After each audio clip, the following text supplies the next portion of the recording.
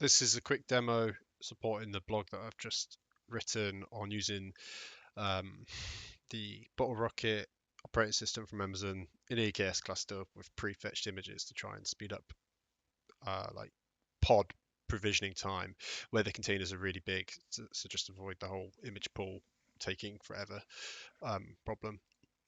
So I've got an EKS cluster, and this is the node that's behind it. It's a T3 extra large, and I've already got some services running on it. So there's not a lot of room left on the node.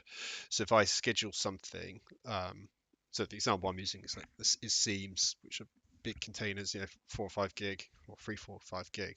So if I create a Splunk pod as an example, and I'll tell you what, I just want to time it all. So let me just start a timer here. So run, start the timer.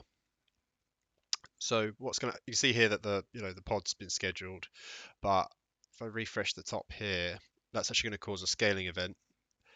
Here we go. That's caused caused a scaling event, and you can see here that it's actually initializing a new node. So if I really quickly have a look at the events here, you can see that most of the overhead here is actually the provisioning of the new node. Um, and initializing and registering it with on the cluster. So here we go. So it's registered. It's not initialized. And there we go. I don't know if you saw that already. The pods are running now. So let me stop the container there.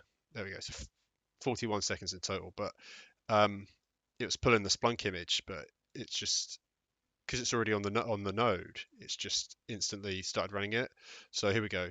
Successfully pulled the image Splunk in 577 milliseconds. Um, So you can see down here now that my Splunk pod is actually running already.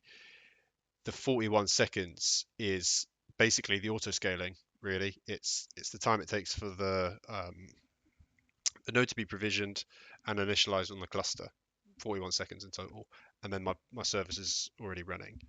So that's the power of using Bottlerocket and a prefetched node functionality.